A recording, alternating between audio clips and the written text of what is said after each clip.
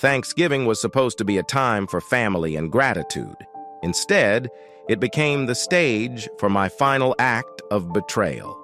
As I sat at the dinner table, pretending to laugh, pretending to care, I knew what was coming. Paige, so sure of herself, didn't see it. But I did. I had planned it all. The confrontation, the truth bomb. But as the moment approached, doubt crept in. Was this really what I wanted? Was revenge enough to heal the scars she left on my heart? Chapter 7. Thanksgiving. That Saturday, I made it through dinner with Rob and Dana. Paige was playing the part of the loving wife, always keeping a hand on me. This had been going on for days. If I had been suspicious, I might have thought she knew what I was planning and was trying to cover it up. After dinner, I was in a bad mood. I had to pretend to be happy for both sisters. Rob was especially full of himself that evening, and I had to sit there and act interested.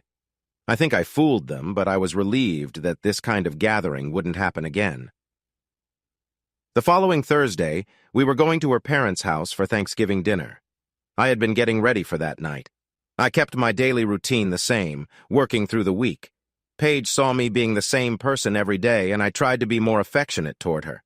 She seemed to respond, but it was clear that she was growing impatient with my choice to avoid deeper connection. Work was a distraction from my marriage. Noelle was in her office, and I worried about her during the holidays. No matter what was happening with Paige, I promised myself I would be there for my friend. Keeping that promise was hard. Since my meeting with Hollis, I had become more difficult at work. I was moody and snapped at my colleagues and clients. I was not being easy to deal with. Only Noelle seemed to cope with my moods. She was unfazed by my attempts to be difficult. We found ourselves in her office on the Tuesday before Thanksgiving. The building was quiet. We were the last ones there. Both of us had little to look forward to except each other's company. We should have left, but instead we focused on reviewing our open sales opportunities. After discussing our last topic, I thought it would be nice to talk about something more personal. I'm a bit sad that I wasn't invited over for dinner this Thursday. Is Muriel cooking? I really liked her bright smile. It appeared again as her eyes lit up. No, Mom isn't cooking this Thursday. It's my Aunt Claudia's turn, her oldest sister. But you talk as if I can't cook. I want you to know that I'm a very good cook. Is that so? Should I guess that you're the one cooking this holiday? Actually, I make a fantastic eggs Florentine, but no, my mother-in-law is taking charge this Thanksgiving.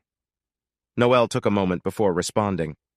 I take it everything is going well for you? My marriage is over, Noelle. She sighed heavily. I'm so sorry to hear that. I know how much you cared for her. If I could do anything to make it better for you, I would. It will be after this Friday when I make it official. But first, there's the gathering. I'll share the news after dinner. I could tell my face showed my feelings. I didn't want to keep anything from Noelle. She frowned at my last words. Public? You're not going to make a scene in front of her family, are you? Why not? They deserve to know everything about Paige. Noelle leaned closer and spoke softly. Peter, you can't do that. Whatever Paige has done, it's still between you and her. I get that you're upset, but doing it on Thanksgiving with her family around isn't right. I know you don't want to hurt her family, too. They'll find out about your divorce soon enough. There's no need to make it worse or ruin their holiday. Have you ever been tested for health issues? I saw Noelle flinch in surprise. Well, I have. It was very upsetting. Paige needs to understand how that feels. I can only imagine how hard that was, she said. But nothing, Noelle. He got her pregnant. I let that sink in. I should have said that she allowed it to happen. The reason wasn't clear in the report. Noelle looked as hurt as I felt. Maybe now she would see why I had to confront Paige. Why did she let that happen? She asked. I don't know. She claimed to have ended it soon after. I can see in your eyes that you want to confront this, but please don't do it. Whatever you're thinking, don't. If you go down that path, it might change you forever. There's more to this, Noelle. There are other things I can't even share with you. I know what I plan to do won't make things fair. Peter, nothing you do will make things right. Even if you embarrassed her in front of her family, it wouldn't change anything. You'd still feel empty. It might sound odd, but living well is the best way to move forward. Her words hit me hard. She quoted a poet I read in high school. I remembered another saying from him, "The best mirror is an old friend." Noelle was right. I did want to make Paige feel some of the pain she gave me. Even though my wife didn't care about my feelings, she would care about what her family thought. The problem was it would be awkward to carry out that plan, given my place in the family. My in-laws had always treated me kindly. They welcomed me, and I enjoyed spending time with them. My feelings toward Paige didn't include any anger toward her parents or brothers. The only person in the family I had issues with was Dana. I looked at Noelle for a moment before speaking. "You're right." I sighed and looked away. It felt uncomfortable to appear so uncertain in front of her. "So, I take it you're moving on Friday?" she asked quickly. "No, I'm moving Thursday night. Most of my things are at my father's house.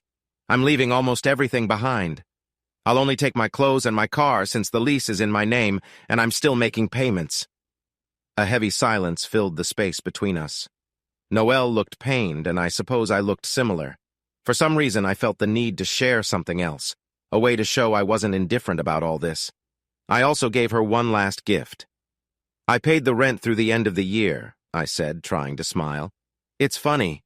I'm paying so much for that place, and we could have found something better for less, but she wanted that specific building with that view." I smiled faintly as I talked about what was left of my marriage. "This separation will definitely help my budget. It's not worth it to keep things as they were." Looking into Noelle's eyes, I continued, "Thank you for reminding me. Trying to get back at her on Thanksgiving would be very wrong. It was just a nice thought." "I can see why you'd think that," she laughed, then began to get up. "I didn't want to leave just yet. I wanted our goodbye to feel good. Is it true that Sanderson is leaving at the end of the month? How did you hear that?" "I have my connections just like you, so is it true?" She reached for her coat. "You know I can't say. Why don't you ask your connections? They probably know as much as I do." "Are you free this evening?" I asked. "Not really. Why?" she replied. "You're invited to dinner at my place. I'll be cooking." "I'm not sure. Will Muriel be there in case you need help?" "I can cancel the invite if you'd like." I grabbed my coat. "No, I actually want to see how your cooking turns out." That got me the smile I had hoped for. Dinner was lovely, especially having nice company. I found myself thinking about Kevin Connolly. I felt a bit jealous and annoyed that he seemed to think my support meant he could be closer to her. As I left her home, I wondered how I would get more invitations. It felt hopeful in an otherwise tough situation. 2 days later, on a chilly Thursday afternoon, I drove my wife and me to her parents' house for dinner. We would be the last to arrive, as Paige wanted to be the center of attention. She also wanted to go in first before I parked the car. My in-laws lived in a cozy cottage in Drexel Hill. It was a well-kept house with a small lawn and a modest Japanese maple tree. The house had a humble feel, much like its owners. Maybe that's why Paige always wanted to make a grand entrance. I came in a few minutes after her. As I looked around the living room, I noticed every face, every glance, every sign of humor or nervousness. It was Paige's family, and even though I tried to stay neutral, I liked most of them. They welcomed me warmly as I made my way to the coat closet. Would they still feel that way about me after tonight? I glanced toward the kitchen and saw my wife talking to her mother and sister. Paige was very close to her family. As the first in her family to graduate college, she had earned a lot of pride, which she enjoyed. Even her dress tonight seemed meant to showcase that pride. I had thought of ways to bring her down a peg in their eyes. I remembered my last talk with Noelle. I could still hear her saying that confronting Paige this way wasn't right. There were better ways to handle things. Her family shouldn't have to see their daughter and sister in an unfavorable light. Bringing in those who loved her would only cause hurt. Public embarrassment wasn't necessary. I understood Noelle's thoughts. She knew me well enough to know how hard it would be for me to act against Paige in front of everyone. Her words made me think. I looked back at Paige by the doorway to the kitchen. She had a strong presence. Tall and confident, she seemed to light up the room, and I couldn't help but be drawn to her. But I realized her confidence also hid an arrogance that kept her at a distance from the rest of us. She was not meant to be my future. I should have seen that much earlier. This was going to be my last family gathering. I tried to act normally, so I walked over to Paige's dad. He was watching a football game with his sons. They welcomed me and made space for me on the couch as I joined them. The game was exciting. If I didn't know about Paige's choices, I might have enjoyed it. Instead, I found myself watching her dad closely during the game. He was a passionate man who worked hard and found joy in being with his family. I liked him. He accepted me without hesitation as his son-in-law. His sons appreciated his trusting nature. In a way I couldn't explain, I would miss them. There was a sense of decency in that house. Thankfully, I could still see it. I wasn't clouded by anger. Knowing I had an easy way out lifted my spirits for the rest of the game. By evening, her mom served dinner, showcasing her skills as a cook and hostess. I followed her children's lead and ate heartily, laughing and chatting in between bites. Mom was happy to have everyone together again. I tried to be the perfect guest, joining in conversations, laughing at jokes, and being as clever as I could. The only awkward moment was between Dana and Rob. It seemed they were having a disagreement. Rob looked surprised as Dana expressed her concerns in a strong tone. Luckily, Mom stepped in before things escalated. After dessert, as cleanup began, the girls decided their mother deserved a break. They helped her settle into a chair in the living room. When Mom was comfortable, I knew it was time for me to go. I grabbed my jacket and walked into the kitchen. Paige and Dana were washing dishes and sharing a joke when I walked in. "You two work so well together," I said with a smile. Dana turned to me, ready to respond, but Paige interrupted. "Peter, where are you going?" "Home. I have some packing to do for my trip." "I didn't know you were going on a trip. Isn't this a holiday time? Why didn't you say anything sooner? Can you at least wait a few minutes? I'll come with you." "No, I can't wait. I'm sure your sister can take you home." "That's a bit unfair. You can't expect Dana and Rob to drive me when all you have to do is wait a few minutes," Paige replied, sounding upset. She looked confused and frustrated by my sudden decision to leave. "Well, if they can't help, call Richard Lindenhall for a ride. I'm sure Dana has the number if you've forgotten it." At that moment, Dana accidentally dropped the dish she was carrying. Paige looked surprised and opened her mouth to say something, but no words came out. Just then, Rob walked into the room. He saw his wife covering her mouth and my wife leaning against the counter. Rob looked around and then asked me as I turned to leave, "Hey, what's happening here?" He seemed confused. I didn't particularly care for him, but for a moment I felt bad for him.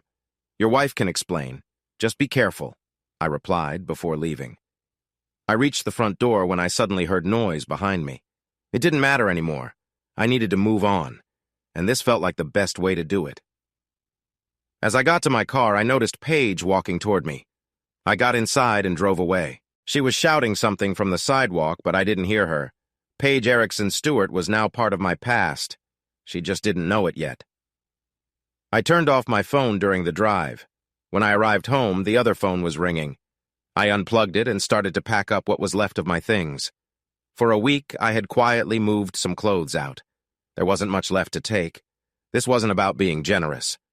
Looking around the apartment, I realized most things belonged to Paige or were bought for her. Most of my money had gone into furniture. I decided to leave it all behind.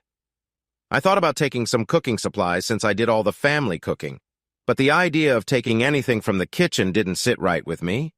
The desktop computer and the entertainment system were the only items that had brought me any happiness lately, and she could have those too. After backing up my files, I wiped the desktop's hard drive. The company had given me a laptop to use. That would have to be enough until I got a new one. I could replace the home entertainment system later. Dad had some TVs I could use in the meantime. When Paige got home, she might think she struck a deal until she realized what I hadn't done. The lease was in both our names and paid up until the year's end. But the new lease for next year was still on my desk, ready to be signed. If she wanted to stay in the apartment, she would have to pay without me. The bills were all in my name. The phone would be canceled Monday, and I would set up to stop the electric and gas services too. I had paid those until the end of the year as well. The car lease was also in my name. I planned to trade it in for a model I liked better. I would have more debt, but unless she wanted extra payments, Paige probably wouldn't challenge the decision. I wanted to make my feelings clear, so I left my wedding ring on top of the papers next to the phone. There was one thing that would upset her the most. Her tuition for the next semester was still unpaid. I included that bill in the same pile by the phone. She could handle her own matters. I took half the money from our bank accounts, leaving Paige about $11,000. It might seem like a lot, but she would need about $16,000 just for the next semester's tuition and other costs that loans and grants wouldn't cover. An hour later, I was in my old room at my dad's house. Looking around, I felt surprisingly calm. The stress I had felt for months, even years, was gone. Tomorrow, Paige would receive the divorce papers. Although it was a no-fault divorce, I decided to send a copy to Lindenhall's wife along with a personal note. It cost a bit extra because it was the day after Thanksgiving, but it felt worth it. As I expected, my wife started calling my cell phone that Friday and continued for almost a week. I deleted every message without listening. There was nothing left to talk about. My lawyer would handle everything from now on. I didn't want to hear what Paige had to say. A couple of weeks went by without any issues. Then one afternoon, as I returned from a late lunch, I noticed Cheryl, our receptionist, in the lobby. As I approached the glass doors, I saw her making unusual movements with her eyes. I missed the warning until I spotted Paige and Lindenhall sitting in the waiting area. While I kept a neutral expression, I found their presence somewhat amusing. They both got up quickly and walked toward me. I noticed Lindenhall's size. He was a tall man and heavier than me, but he didn't make any moves toward me. He let Paige reach me first while he stayed a few steps back. I caught a hint of intensity on her face. Her voice was charged with emotion. "I've left so many messages. You need to listen to me.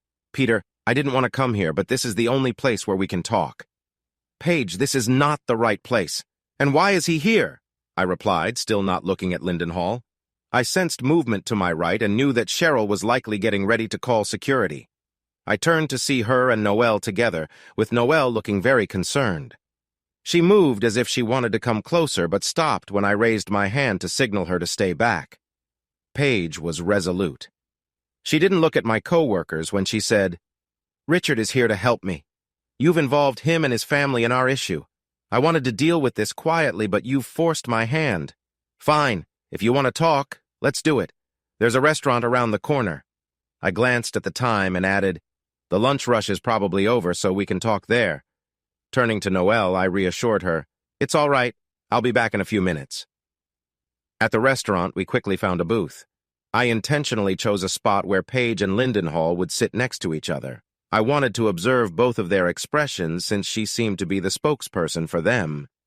"Peter, you've been acting strangely since Thanksgiving. At first, I thought it was just jealousy because I was in school. But when you moved out and I got the divorce papers, I realized things had gotten serious.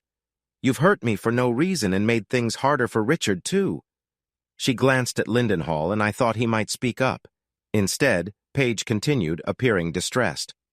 "First, Richard and I are just study partners. There's nothing beyond that. I'm not having an affair.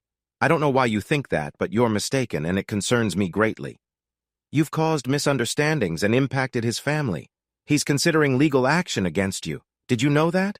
I've tried to convince him not to, but you don't understand who he is. He and his family could really complicate things for us. I brought him here so you can express your remorse. Then you need to withdraw your filing so all our lives can return to normal." Her speech caught me off guard. I had to admit, my soon-to-be ex-wife was skilled at handling tough situations. If I didn't have proof of her wrongdoings, I might have believed her. She looked convincingly hurt, but the amusement I felt at seeing them was quickly turning to frustration. If I waited any longer to respond, I might say or do something I would regret. Maybe I waited too long, or maybe Lindenhall wanted to assert himself. Whatever the reason, he jumped into the conversation without looking at Paige. "Paige, you're wasting your time with this guy. Listen, I've never been involved with your wife. We've only studied together, but now you're dragging me into your mess. My wife thinks I'm being unfaithful and is threatening to leave. I want my family out of this divorce.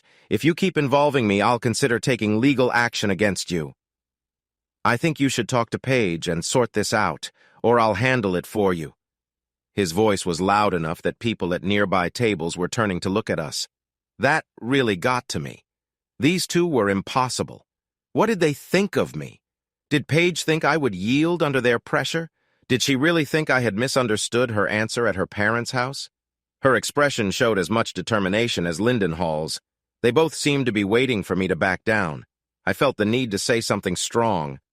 I took a deep breath and rocked gently in my chair for almost a minute, trying to calm my frustration before I spoke. I kept my voice low, knowing they would have to lean closer to hear me. You two are something else. You brought me here to intimidate me? I see both of you very clearly. Am I supposed to worry about a lawsuit? It's only a lawsuit if I say something I know isn't true, and that's not the case here. Then I stood up and faced Lindenhall directly, raising my voice. I have pictures of you, and they're not flattering. I stepped back from the booth and turned to leave. I knew he wouldn't let it end like that. Just as I expected, Lindenhall rushed after me. I turned in time to prepare for his move. He may have been a big guy, but he had some speed and seemed to know how to throw a punch. I knew a thing or two about self-defense. You learn that growing up in the city. This wasn't going to be a delicate situation. I focused on his hands, knowing I needed to take charge quickly. As he swung, I sidestepped, but not fast enough. His fist grazed my jaw and it hurt. Ignoring the pain, I crouched low to lessen his reach. I pretended to throw a quick jab at his face, and he protected himself. Unfortunately for him, that made him overextend his guard, leaving him open. I put all my strength into a solid hit, targeting a sensitive spot. He gasped and instinctively grabbed his hurt area. That blow ended his ability to continue the confrontation. As he bent forward, I quickly stepped to the side and kicked at the back of his knee, causing his leg to buckle. I quickly adjusted my stance and landed a blow to his side as he was going down. Looking back, that might have been a bit much. His body barely reacted. I was breathing harder now as the adrenaline coursed through me. It was too much for him, though. He hit the ground face first with a loud thud, knocking over a couple of chairs on the way down. Paige, who had been quiet until now, suddenly screamed, and so did a few other customers. Her scream made me stop. I had been ready to act as he lay on the ground. I stood still as I saw Paige rush over to help him, while the restaurant owner and some staff hurried to his side. Their arrival brought me back to reality. My anger faded away. I didn't glance at Lindenhall's face again. My focus was on Paige as she helped him. Once I calmed down, I apologized to the owner and said I would wait for the police. She just shook her head and handed me a napkin for my face. Paige, with help from 2 staff members, worked to calm her friend. Lindenhall seemed unaware, only trying to catch his breath. As he slowly came to, Paige urged him that they should leave to avoid trouble with the police. As they tried to help him, Paige kept glancing over at me, but she didn't say anything. I could see she was surprised, perhaps amazed that I had acted the way I did, or maybe taken aback by how quickly things had escalated. I must have looked quite disheveled, covered in blood and on edge. In the next few minutes, I watched as Lindenhall, with Paige's support, managed to leave the restaurant. After they were gone, I started asking people around our table if they had seen the altercation. I wanted to find a witness or two for protection if I encountered him again. Everyone around us seemed unwilling to get involved, but the owner and her cashier agreed to back me up. I noticed the owner looked just as surprised as Paige. Ignoring her expression, I wrote down their names and numbers, telling them I would need their help when the officers arrived. Next, I called Aunt Liz and calmly explained what happened. Just as I expected, she scolded me for getting into a confrontation and for interacting with Paige and her boyfriend. I promised it wouldn't happen again. I also agreed to answer only the questions the officers would ask me. Looking back, I truly regretted the incident. While it felt good to have stood my ground against Lindenhall, I knew better than to act out in public. It was my fault that things escalated. I had provoked him into responding, fully aware of my ability to manage myself. Though others may not have seen it, I knew how angry I had been at the time. Maybe that was the real reason I never became a police officer. I was afraid of my own anger. Being my father's son, I knew that engaging in public disputes was frowned upon, even if my father had taught me how to defend myself. He always said to only fight if I had to protect myself or my family, and that I should stop once I'd neutralized the other person. Lindenhall was alone and not a real threat to me. My dad would see right through my reasons for responding. After I finished meeting with my lawyer, the police walked into the room. I was surprised by how quickly they arrived. They started taking statements from the witnesses. One officer looked at me a bit longer than I was comfortable with after getting my name, but he didn't ask anything more. It seemed like he might recognize me, but I didn't give him any reason to ask. My dad was a well-known officer, and so was my brother. I knew this event would reach their ears soon. When it became clear that I was the one who had been attacked, I had to consider pressing charges against Lindenhall. I couldn't hold back. I gave them his name and address. He might not face serious consequences, but the thought of him feeling frustrated and embarrassed was tempting. I went back to work and tried to forget about what had happened. As soon as I entered the lobby, Cheryl was excited to hear about my time at the restaurant. The bruise on my jaw became an easy topic. I thanked her for trying to warn me, but didn't get into details about the incident. She noticed I didn't want to talk and dropped the subject. Before I could leave, she said, "Hold on, Peter, I'll call Noelle. She wanted to see you when you got back. She was really worried. I had to calm her down when you left. She almost went to the restaurant, but I convinced her to call the police instead." That last part troubled me, even if it explained the quick response of the officers. I never meant to bring such chaos to work. Just as I was thinking about how I could have done things differently, Noelle showed up. For some reason, seeing her made me feel ashamed. She didn't appear angry or upset. It looked like she might even feel relieved. When she came closer, I thought she might extend her arms in concern, but she seemed to hesitate. "Are you okay? Oh my gosh, you're hurt." She took my arm and led me toward the pantry where there was a first aid kit on the wall. I stood there feeling somewhat vulnerable as she took charge. She searched through the kit, but then gave up and turned to a pack of cloth towels, quickly wetting one. She began to gently clean my jaw and the bruise on my face. This was the first time she had ever touched me, and I flinched when her hands brushed against my skin, but her touch was soft and careful. My reaction was more because I was startled than due to any discomfort. Sadly, she seemed to think it was from the injury. "I should have gone with you," she murmured, focusing on my injury. I looked into her eyes and saw they were near tears. She then turned to a cabinet and took out a small tube. She squeezed some cream onto her fingers and applied it to my face. I wondered who was really struggling in this moment. What could I say to make things better? Before I could think of a response, Cheryl and my brother Tommy barged in. Noelle had never met my brother, so she was surprised by his large presence. He was a policeman and wore a serious expression. I noticed her tensing up and moving closer to me. My younger brother often made people uneasy. Just his appearance could calm a situation. He was 6'4", built like a tank with over 200 pounds of muscle. It would have been interesting to see him and Lindenhall face off. They were about the same size. I'd put my money on Tommy in any contest. "There you are." His tone was more challenging than kind. Then he looked me over and added, "At least you're not hurt too bad." I can't say the same for the other guy. He's at Graduate Hospital with a broken cheekbone. He crossed his arms and stepped back for a moment before giving me what I expected. "What were you thinking?" "Dad is going to be furious when he hears this, and you're going to explain it to him, not me." Tommy shook his head. He must have noticed Noelle's concern because he quickly changed his approach. He reached out his hand to her and said, "Sergeant Thomas Stewart, ma'am, I'm this fool's brother." I could see her relax as she shook his hand. Cheryl, standing a bit away, started laughing at his comment. At that moment, I found my voice. "Enough, Tommy. I don't need a lecture right now. How did you even find out?" "Pete, the officers who talked to you are from the 9th District. They work for me. One of them saw the address and thought we might be related, so they called me right away. Now I want to hear your side. What happened?" Little brother was trying to take charge, but that was a bit much for me. I was starting to feel a bit uneasy with all the attention I was getting. "I shared my story with Tommy. I've already involved too many people in this. Just leave it alone. I'm okay, and that's all you need to know." "Is he always like this during the day?" Tommy asked Noelle with a smirk. Noelle smiled back at him. Then he turned to me and said, "I'll go now. You can tell the old man the details. See you later." With that, he and Cheryl left the room.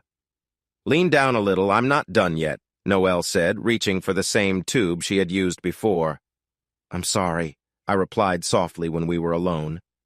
"You should be. You shouldn't have gone with those two. We could have handled them easily. You didn't have to leave. Do you understand what could have happened?" I noticed her hand tremble as she spoke. I hadn't thought about how my choice affected her when I went with Paige and her friend.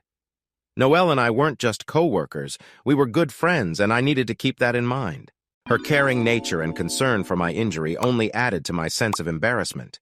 She had a way of reaching my conscience like no one else. After finishing up with my face, Noelle left without another word, leaving me to feel guilty for involving her even a little. There were only a few hours left in the workday, so I stayed in the office until 5 before heading home. I didn't see the point in working late that night. To be honest, I wanted to avoid my usual chat with Noelle. My life felt a bit too complicated right now, and I needed to figure things out on my own. Plus, I knew Dad would be waiting for me at home. I expected a long night of conversations. If I were better at guessing, I might have anticipated Paige's plans long before now. So I wasn't surprised when I got home to find Dad and Aunt Liz waiting for me. They both didn't seem too happy to see me. I was, however, glad to see Liz. Dad had told me that she had been through 2 divorces herself, but you wouldn't know it since she was currently married to our cousin for over a dozen years.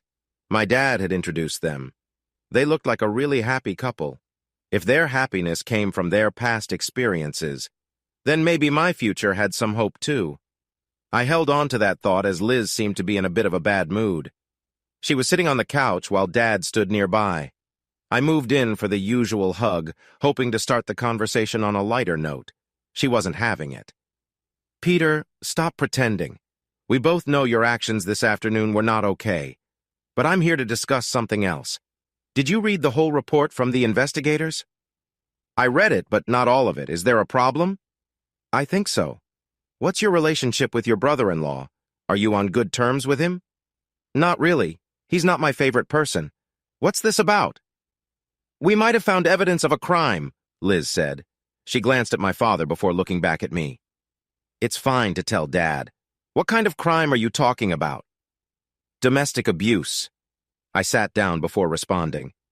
"Rob can be full of himself, but I can't picture him being hurt by Dana. Not him, her. She's the one causing harm." My expression must have shown my disbelief. How could a tall man like him be a victim of his much shorter wife? Before I could voice my thoughts, Liz continued. "She's the one. It's in one of the transcripts. She uses her strength to control him. This has likely been happening throughout their marriage, possibly even before. Don't let your assumptions fool you. 1 in 10 people who report domestic abuse are men. Because of the stigma, it's likely even more go unreported. I just can't picture it. Think of a well-known actor like Humphrey Bogart. He was a man who faced harm at the hands of his wife. Forget your biases. Your brother-in-law's situation is real. I assume you want to talk to him. I'd like to help, but I'm not the right person for this. We don't get along. If I called him, he would know something's up." Liz thought about this for a moment. She seemed set on talking to Rob. I realized she didn't have to get involved, but I sensed she wouldn't just ignore this. "I know a manager at Rob's company. Jerry is a good friend. I'll ask him to introduce you." "I can make the call, Liz," my father said. "You don't need to get mixed up in this." A look passed between them that I couldn't understand. She seemed determined, though, and Dad eventually agreed. It was rare to see him step back like that.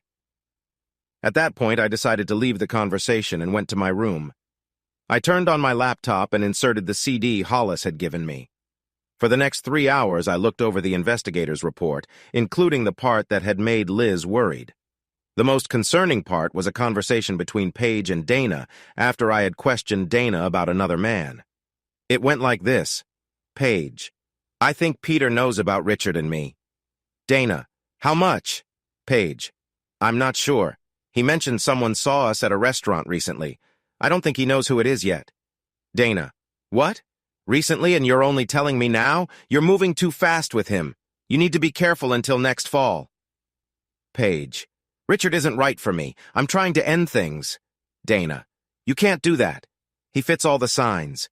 We've worked too hard to just let him go because you're not strong enough to handle him." Paige: "I'm not weak. He's too pushy. He's practically following me everywhere." Dana: "So? Remember when I had issues with Rob? It took a year to sort that out. Even now, he still tests me sometimes. Just last week, I almost lost my cool with him. You've only been dealing with Richard for a few months. You need to be more patient. In the end, it will work out. Paige. Richard is not Rob. I doubt he will change. I'm looking for someone else. Dana. Without me? Last time you did that, you ended up marrying someone who wasn't right for you. Look at the problems that caused. If we hadn't helped you go back to school, you'd be stuck without any good options. Paige. We've talked about this. Peter was a mistake. He only met part of the requirements. I didn't know his aunt played such a big role in raising him. But you did the research, not me. Dana.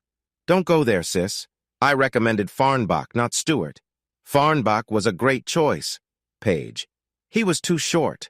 Dana. Forget that. He was perfect. If you had listened to me, you'd be looking at summer houses now and wouldn't have to work. He was much easier to manage. Didn't you say he did well in the market? Paige. Yes, but he lives in Chicago, and that doesn't really matter. I've got Peter and Richard to deal with. Dana. It can still be fixed. Here's what we can do. At that moment, I realized I needed to eat if I wanted to keep going, so I went to the kitchen. It was getting late, so I didn't think Dad would be there too. When I walked in, he was cooking bacon and eggs, which isn't a usual meal for us. Can I join you? I asked. Of course, I'll make a few more eggs. Want any toast? Yes, please. Liz seemed really lively tonight. It's like the topic about Dana hit close to home for her. It did, Dad replied as he turned from the stove.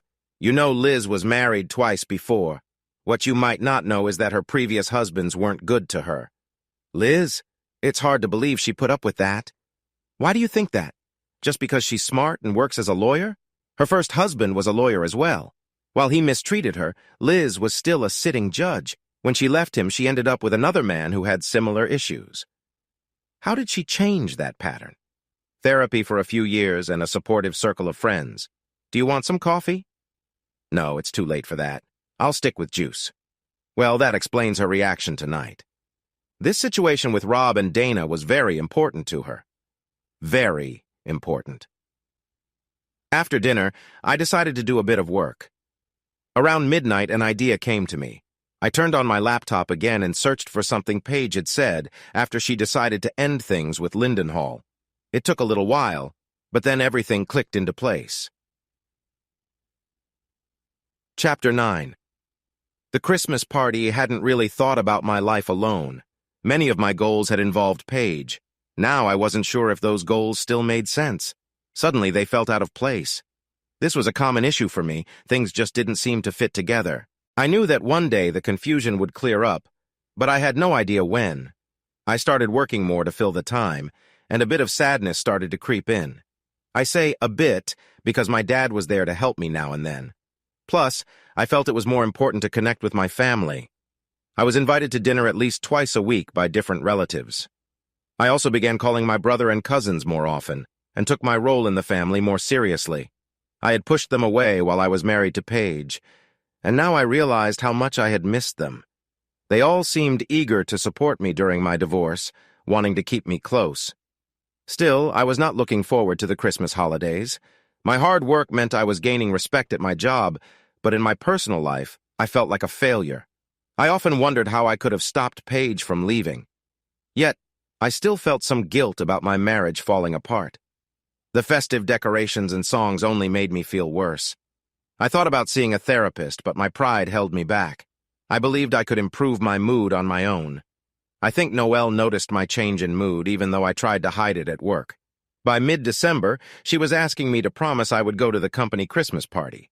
I knew I needed to change my routine, so I reluctantly said yes. I also wanted to support her since she rarely attended these gatherings.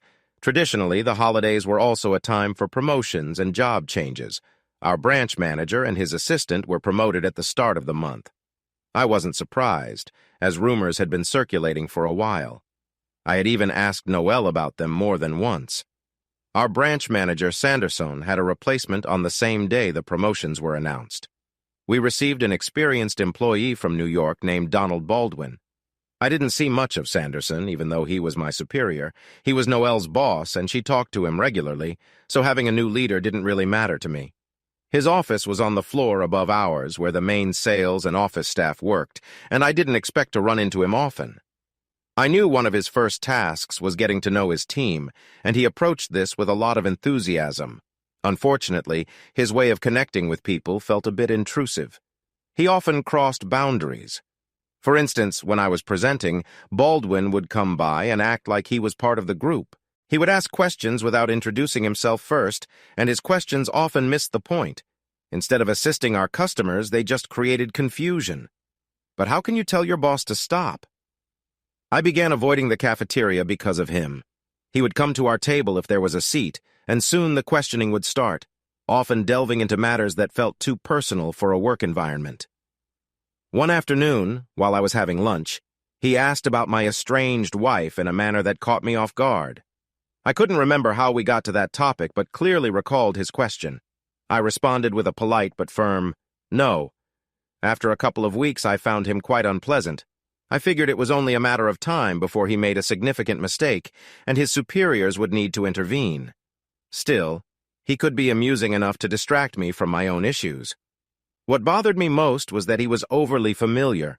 During conversations, he would often place his hand on a shoulder or back.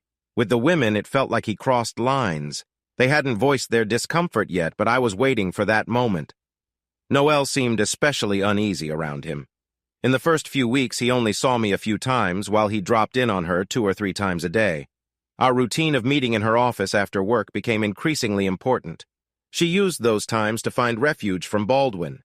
Officially, we were reviewing the day and planning for the next, but I sensed there was more to it.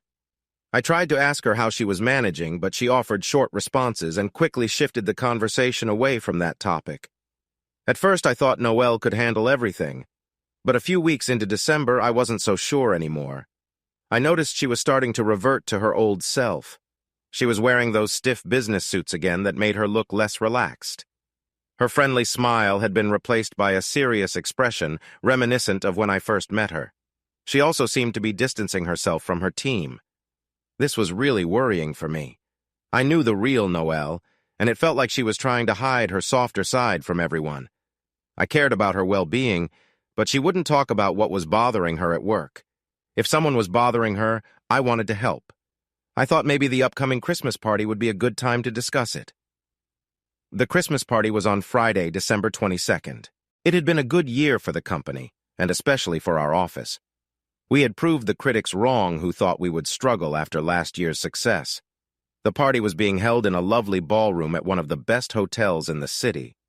As usual, everyone from our area was invited along with their partners. We were expecting nearly 500 guests.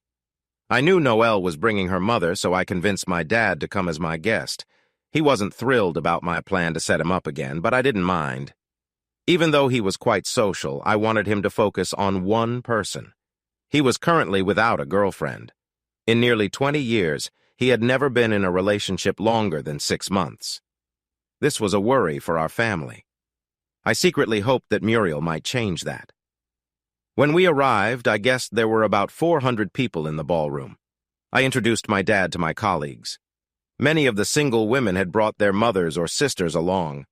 I found it a bit funny to see how they reacted when I greeted them. Some of the women were really friendly.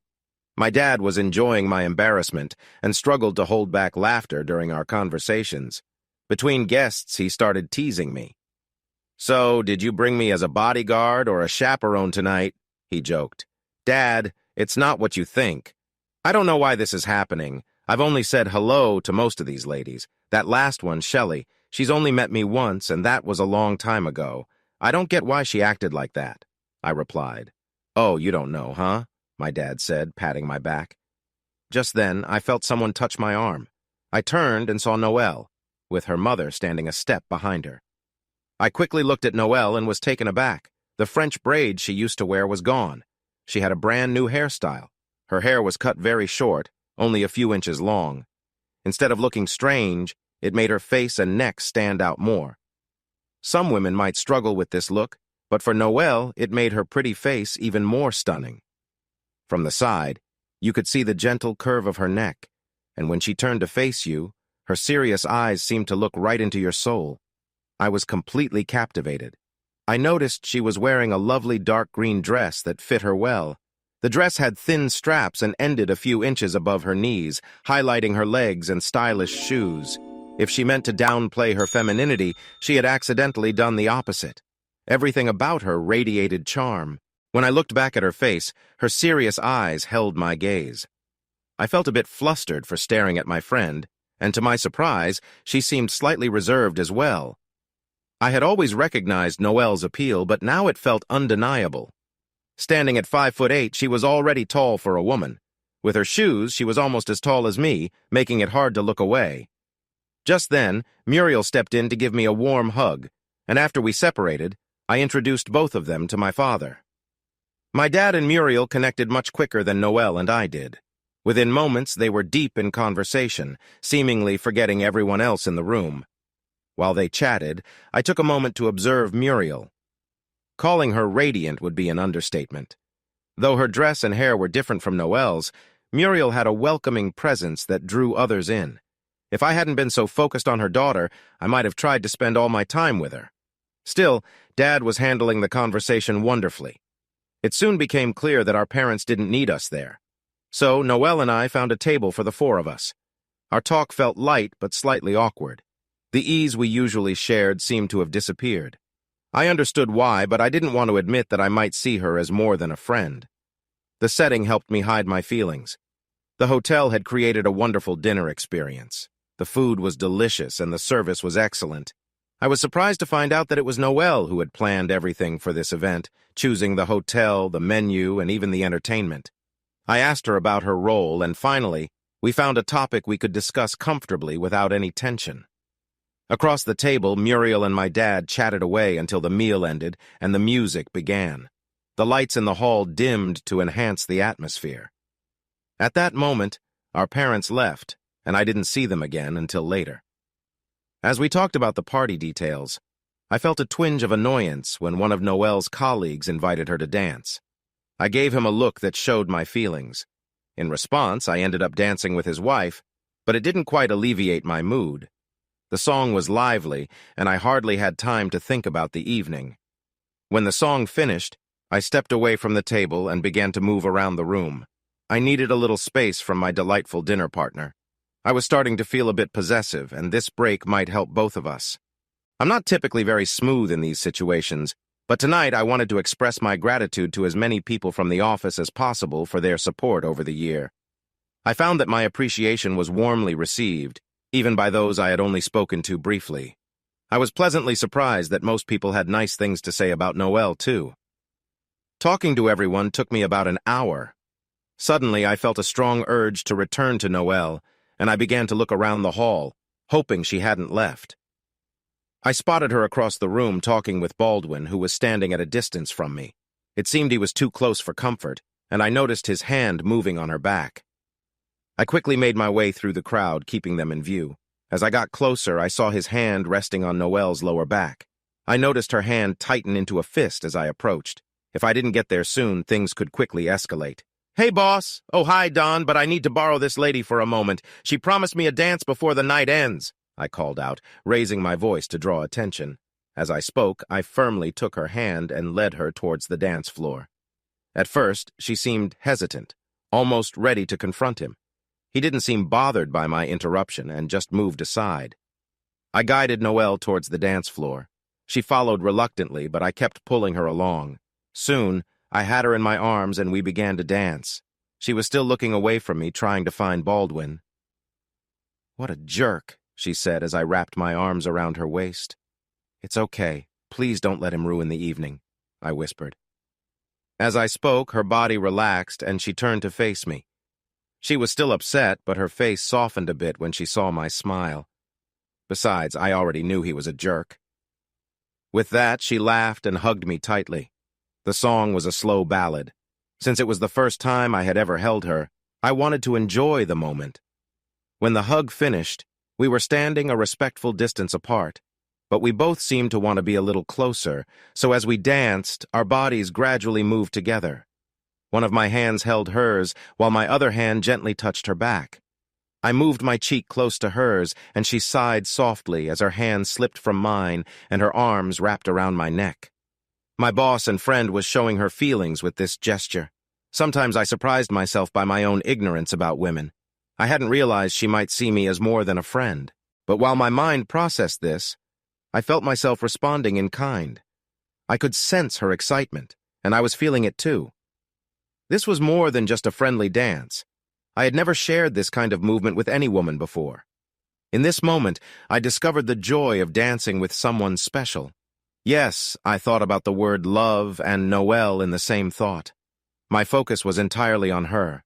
I noticed her every breath and the places we touched, where our bodies met, how our legs brushed together. Her perfume surrounded me, and I knew it would always remind me of her. I felt captivated by this woman and held her a little tighter, not wanting to let go. I felt the softness of her face as I leaned in closer. It seemed like the song was playing for ages. I wanted to embrace her even more. I wanted to protect her and understand her kind side. I wanted to cherish that feeling with her and her alone. Suddenly, I felt a change in myself. I stood taller and felt stronger. Deep down, I realized that no matter what happened in my life, whether with my wife, my job, or anything else, she would be there for me. I could see her in my future. She was a part of it. I slowly moved my hand from her back up to her neck, gently stroking the soft hair there. She turned her head to look at me. I saw a question in her eyes, and it was exactly what I had wanted to see. Then I leaned in closer.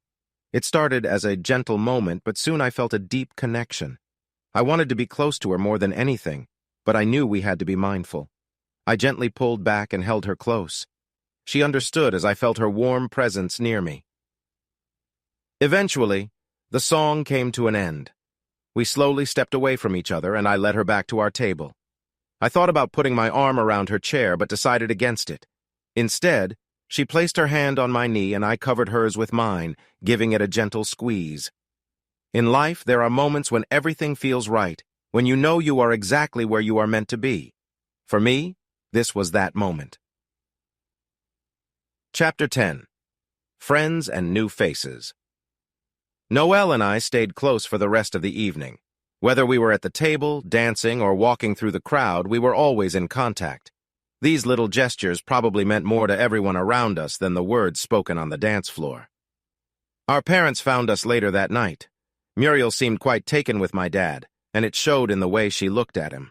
By this time, many of our friends had gone home, and the ballroom lights were bright again.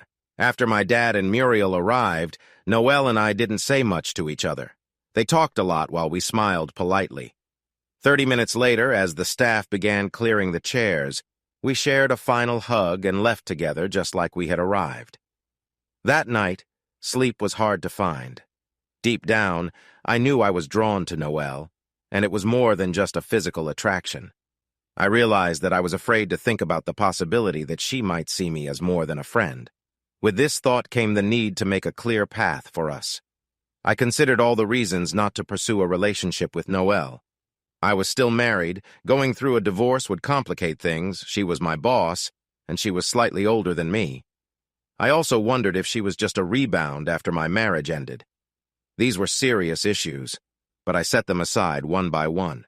They didn't change my feelings. She was my best friend, and what had happened that night shifted our friendship into something new.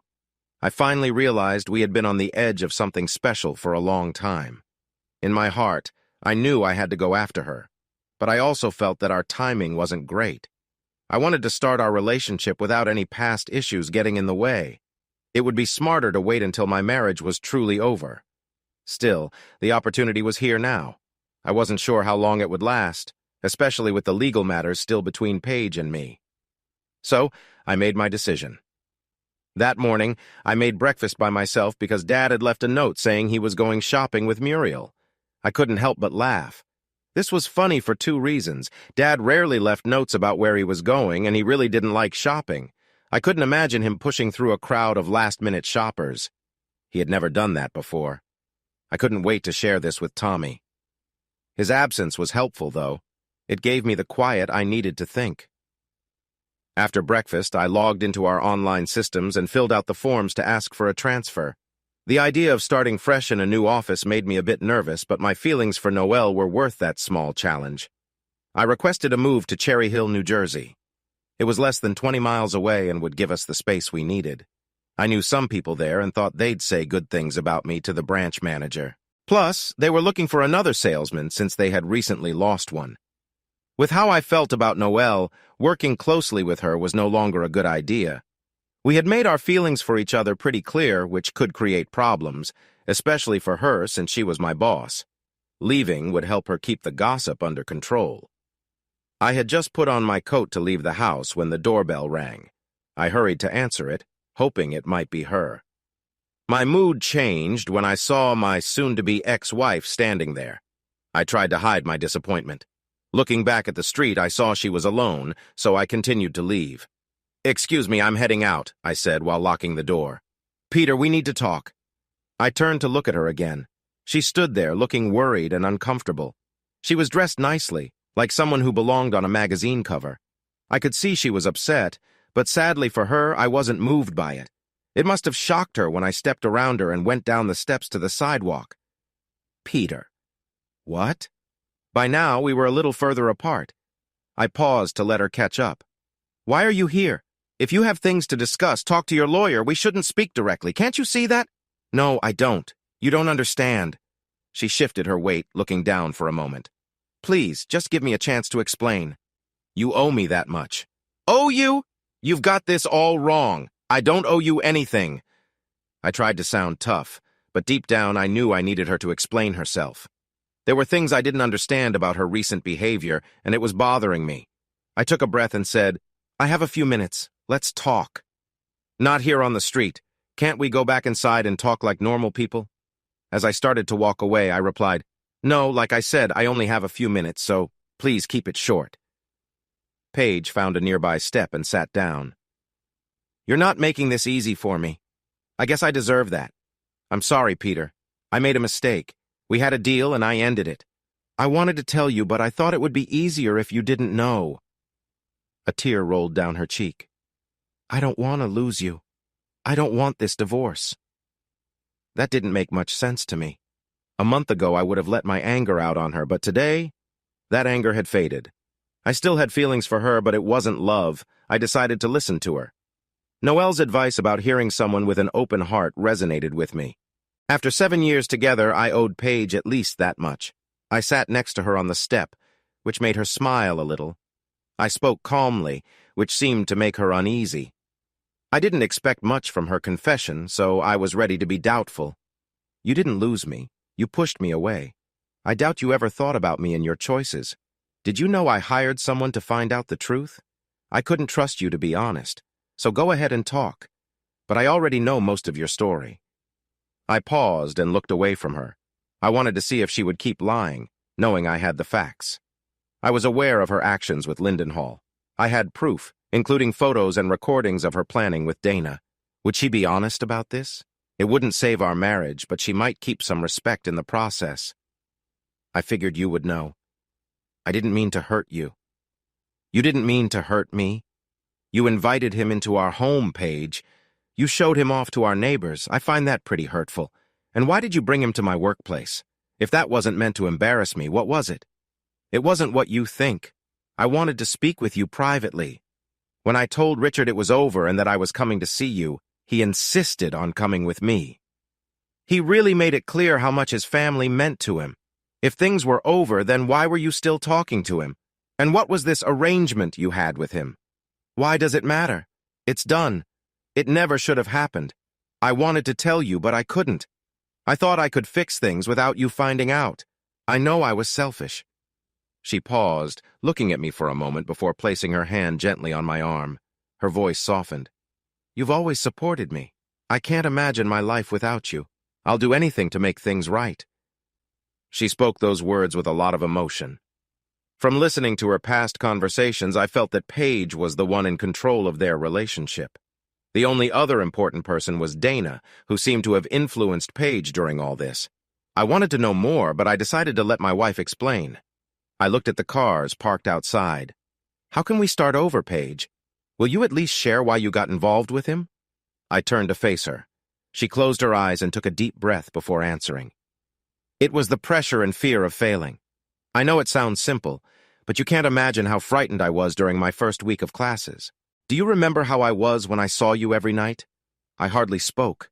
I barely ate. I think I woke you up more than once because I couldn't settle down. That's what you noticed. When I was on campus, I felt even more anxious. I knew you were worried and wanted me to talk, but I just couldn't. I thought orientation would make things easier, but they missed a lot, and since it was August, there weren't many people around to help. The staff were away, and most students were new too. I felt like I couldn't ask anyone. I was getting more and more frustrated. Anyway, towards the end of that week, I was in the bookstore looking for 2 software programs I needed for my risk management class. I was worried, thinking about how I would learn statistics and figure out the software. You know I'm not good with computers. I would have helped you. I know you would have, but it was more than that, and you weren't there. I found the software and started reading the packaging. I felt panic creeping in. That's when Richard showed up. At first, I was annoyed because I knew he was trying to flirt, but then he said we were in the same class and that he was experienced with the software. We started talking. He joked about the whole process. It felt like he understood how I was feeling. Everything that worried me, schoolwork, teachers, our advisors, our labs, became a joke to him. He seemed to know everything. He had connections with many of the professors because of his job, and some helped him with advice. Soon, we were having lunch together, and I began to notice him more. He seemed completely confident. He was sure of himself and a bit cheeky, but he could back it up. I found myself envying him. After that, we started sitting together in class. I decided this, but I knew he liked it. He made me feel comfortable and like I belonged. Over time, I grew more confident just being with him. When questions came up, he sensed them before I said anything. It was strange. Before long, I relied on him to help me with the workload. So, when the first study group was formed, it made sense for us to join together. By the end of our second week, we spent about 12 hours a day together, sometimes longer. It became my routine to look for him when I arrived at school in the morning. We would have coffee and then go through our day together. So, it didn't feel strange when about a month later I found myself at his apartment. Part of me hoped for a deeper connection. It was flattering. He tried to hide it, but I sensed he had feelings for me. She paused for a moment and looked at me, trying to read my feelings before she continued. She had something difficult to share about Lindenhall. I decided to stay calm and not say anything just then. I met her gaze without showing my thoughts, so she went on. In a way, he had already won me over, so I followed him willingly. She sighed before saying more. Anyway, we ended up close at his apartment. I thought it was a mistake. Now she was looking at me sincerely, waiting for my reaction. It sounds simple, Paige. A led to B led to C, and D just followed. But now, you're saying it was a mistake. You kept making choices that were similar. You got attached to him quickly. I understand that. You're supposed to make connections and friends in school.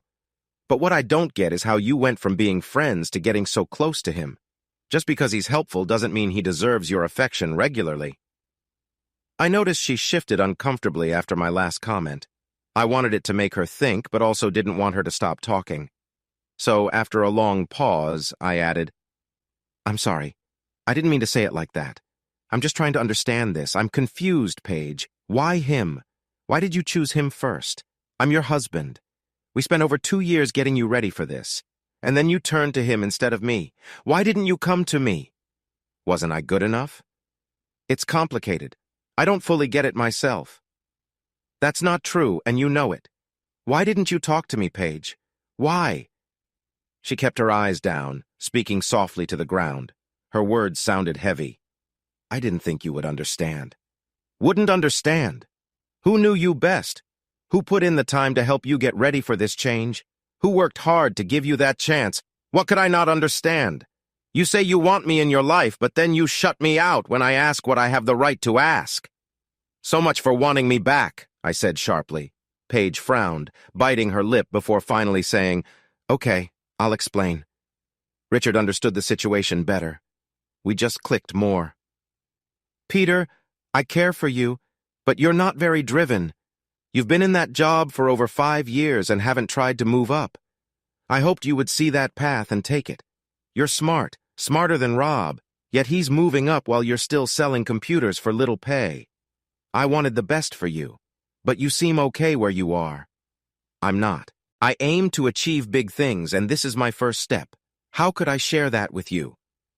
My degree opens up opportunities that you might not see. When I looked at Richard, I saw someone who wanted more like I do. He wanted to be in charge, to be successful, and he wanted the rewards that come with it. As I got to know him and his background, I realized he was familiar with the kind of life I want. His family has connections that could help me, so it made sense to talk to him. But things got complicated. He tried to take your place. Finally, some honesty, I thought. Up until now, she had been telling a story that didn't match what I knew. I kept going along. Well, I can't blame him. You gave him a chance for nearly 2 months. Why wouldn't he feel he had a shot? Somehow she was turning this situation into a question of my resolve, or lack of it. It struck me that I had underestimated Paige again. Just like back when I thought she didn't understand finances. The reality was quite the opposite. She was very sharp when it came to money. She knew my income had been rising every year.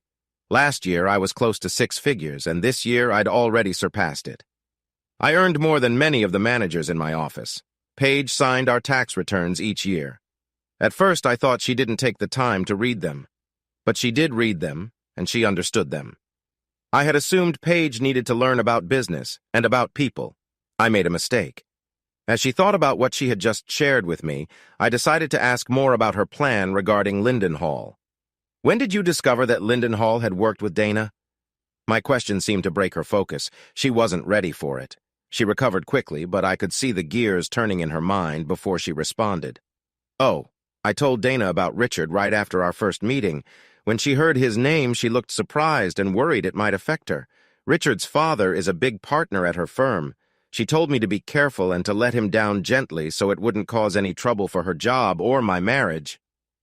Oh, I replied, trying to keep my emotions in check. I wanted to show her that it was okay to continue. Inside, though, I was overwhelmed with frustration. I didn't want her to see just how much I disapproved of her actions. I knew it was wrong, Peter. I never stopped caring about you. I felt I needed Richard, too. It's hard for me to say that, but whenever I was with him, I thought of you. The weight of that just grew each time, so I ended it. I realized how selfish I was. Losing you is something I can't imagine. I've replayed everything in my mind. I know I could have managed things with Richard without crossing a line. I made a mistake. But please believe me, I care for you. I'll do anything to win you back. I know you still have feelings for me. I can see it in your eyes. Maybe if we go to counseling, we can. Counseling won't help us, Paige. I don't trust you. Even now, you're not being straightforward with me. You say you care? Why do I doubt that? You were with him last time I saw you. I wouldn't be surprised if you still are. No, I've told him many times that it's over. You've told him many times? I echoed with a hint of disbelief. Suddenly, everything made sense. I couldn't help but smile at her situation. I should have figured it out. His calls were desperate for her to keep seeing him, and then he showed up at my office with her. That was probably uninvited. Mr. Lindenhall had transitioned from a lover to someone who wouldn't let go. I needed to dig deeper, so I asked her more. Well, Paige, you spent time with him and had a relationship for months. You even invited him to our apartment. He probably thought he had the right to be there. She frowned at that remark. I believed she was beginning to realize how hopeless her argument was. Why did he come with you the last time we met? I can't accept your excuse about protecting family. His presence wasn't needed. You both knew it would create confusion and stop us from having a real conversation. Paige paused. Richard wanted to talk to you. I told him about the time you confronted me about seeing someone else. He kept asking if you had said anything afterward. I told him no. I thought you had moved on since you didn't seem ready to talk to me again. He thought you were being passive for not pursuing it. Then, you served me with divorce papers and sent copies to his wife. He was really angry. When we met, he told you part of the truth. He came with me because of his wife, but his main goal was to provoke you. He wanted to confront you, to remove you as his rival. His feelings for me complicated things for him. I started to see what Lindenhall was up to. He wasn't just satisfied with being with my wife. He wanted to see me embarrassed so I wouldn't attempt to mend things. He truly believed he loved her. So I stopped his show in front of you by standing up to him? I asked. Paige nodded. She paused as she noticed me standing up from the steps, brushing off my clothes. I moved closer and adjusted my coat. Until then, her story had been impressive. I admired her storytelling and especially liked the arrangement part. I could tell she had made that part up on the spot. She would do well in advertising, but the last 10 minutes were filled with inaccuracies. Thankfully, I had proof. I suppose I surprised you too. I didn't know I was the focus in that confrontation. So now I'm good enough for you? Is that why you're here today? No, it can't just be that, can it? Because I'm supposed to remember that you care for me, right? You really care for me. Yes, Peter, I do care for you, she replied. And you can honestly say that after what happened before? Her eyes widened. It was clear she wanted to respond, but no words came out. She sat back down on the steps, listening closely. I knew the secret she kept hidden more than anything else. She was stunned that I was aware of it. She blinked, unable to process my words as I continued. I thought my knowledge of it would stay secret. I had planned to use it only as a last resort if she didn't agree to the financial deal. But now I had found another way to use what I knew. Does he know? Does Lindenhall know what happened in the past? No, he doesn't, does he? I don't fully grasp this yet. You wanted to be with him, but you ended things instead? If I didn't know better, I would think you changed your mind. But it's simpler than that. You didn't want to embrace parenthood, under any circumstances. Paige stared at me, wide-eyed and shaken, unable to respond. When I read the private investigator's report, I was heartbroken. They recorded your talks with the clinic, and there it was, the appointment. By the way, did they tell you which medicine caused that awful rash? You really should find out. It's already happened twice. I think the first time was last year, right? Was that our baby then, Paige? I can see it on your face. You never told me. You didn't give it a chance to grow or even let me try to talk you into keeping it. Maybe it would have still ended this way, but at least I would have known. There might have been hope. You ended our child's journey, Paige, my child. For that, I can't forgive you. And the story you just told? It was clever, really. I know about your plan with Dana. She picked Lindenhall for you based on some profile, just like you picked me 7 years ago. You really are something else. I took a moment to breathe. She was just staring at me now. The tears were gone. I didn't see fear or regret, but something new that I had never seen from her before. Indifference. As if it didn't matter that I knew. After meeting her 2 times because she insisted, I wanted to make sure this would be the last. Oh, one more thing. Don't contest the divorce or the settlement. Let it go. Don't even come to court. Just sign the papers. All anyone needs to know is that we had differences that couldn't be worked out. No details are necessary. But if you or your lawyer give me any trouble, I'll make all of this public. You don't want that? I didn't wait for her answer. I turned away and began to walk. I noticed there were no footsteps behind me. When I reached my car, she was nowhere to be seen. I drove off, trying to regain the calm I had before her visit. After reading the investigator's report, before I knew about Dana and Paige's plan, I found out about her past. I couldn't understand how she let Lindenhall become part of her life. I was still wrestling with that when I discovered it wasn't her first time. When the investigators mentioned her appointment, I almost lost it. The method she used started to make sense. I didn't know anything about it, so I did some research. One side effect caught my eye. We had a bug on our phone that picked up that last detail. Otherwise, I would never have known it was her second. In fact, she was the one who reminded the clinic about her earlier problem with the rash. That was the end for us. With Lindenhall, it was more complicated. She went after him. She caught him, and then for some reason she let him go. If I was right, she found something unsettling about him. My guess is he was a bit too much for her, like she claimed. I began to notice the curves of her body and the way her movements captivated me. The gentle rise and fall of her belly drew me in, and I felt a sense of comfort as we shared this moment together. Noelle broke the spell by starting to help me remove my clothes, showing a sweetness in her actions. When my last piece of clothing was set aside, she held me gently, expressing warmth and care. She quickly realized that her movements had started something special. I reached for the blankets and shifted us both, helping her lie back as our eyes locked in connection. She smiled at me, a warmth in her gaze. I should really freshen up first, she said, though she didn't move to get up. We can do that later, I replied. Feeling her legs shift, she pulled me closer with a hand resting behind my head, inviting me to savor the moment. I drew back slowly but sensed her wanting to keep us close. Then she whispered something that made me smile. I'm ready. For now. With that, I positioned myself carefully, touching her gently as we continued to share our closeness. I felt her warmth and softness, and even though things were a bit new for both of us, we took our time exploring this new bond. As I paused to let her adjust, I could feel her respond, encouraging us to continue. I moved slowly, wanting to be mindful until we were fully connected. Her soft sounds and breathing signaled our shared enjoyment. The connection grew as I moved in a steady rhythm, feeling the bond between us deepen. Her breath quickened and I could sense her excitement. We were completely wrapped up in each other, embracing the moment fully and feeling a mix of tenderness and intensity.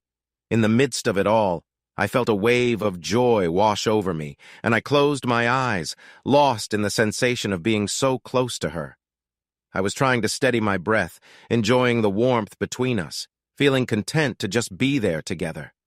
I gently shifted us around, letting Noelle lay on top of me, and it felt perfect to hold her close. She gasped in surprise as I felt her adjust to a new position. Her fingers danced along my sides, making me squirm a little. "Why did you do that?" "I wanted to stay where I was," I said. "It was too much weight for you," she replied. "Too much weight?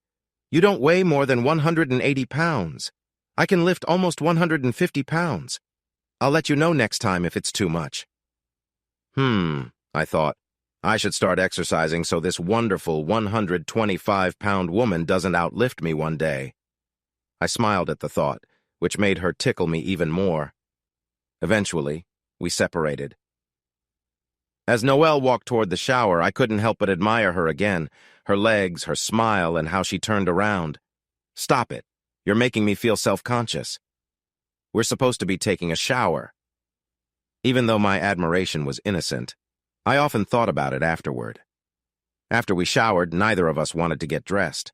We ended up back in bed, me leaning on a pillow, her resting on my chest. "I need to tell you something," Noelle said as she shifted to lie beside me. Her face grew serious. I wasn't ready for a serious talk yet. "I hope it's not about our little break. I'll promise to take my time next time. Peter, I need to say this."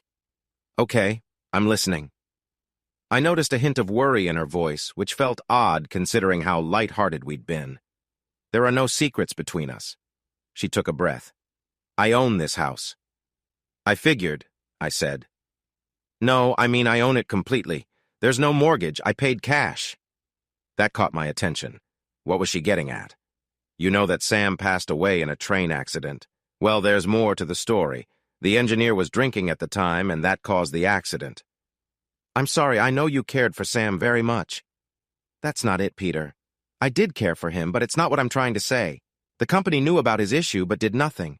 My lawyers found out, we sued, and then they offered a settlement. I won't shy away from telling you. I'm doing well. Not super rich, but I'm a millionaire. The settlement was for $13 million. After paying my lawyers, I had over $8 million left. I used some of that to buy this house." "Oh," was all I could manage to say. I thought about what she shared and looked into her eyes, which showed she wanted more from me. "Well, we all have our issues. For me, I was seriously thinking about going to therapy right after New Year. Now I know I definitely will." Noelle sat in silence, her face serious. After almost a minute, I smiled, pulled her close, and we shared a gentle moment. Pulling away with wide eyes, I said, "There's only one thing better than having a smart, beautiful, and loving partner. That's having one who's wealthy." 10 minutes later, she was happily tickling me. This took place in the last months of 2000. My divorce was finalized in July of the following year. It should have happened earlier, but Paige tried to get me to pay for her school fees. I owe Liz for helping me avoid that, even though I still had to provide support for 6 months. True to her promise, Liz set up several meetings with Rob. He didn't do as well as I did. He ended up in the hospital for stress. He's back to work now, but strangely his marriage to Dana didn't last. Their divorce was very public and messy. Sadly, Liz represented Rob in that case, and she was quite tough in her approach.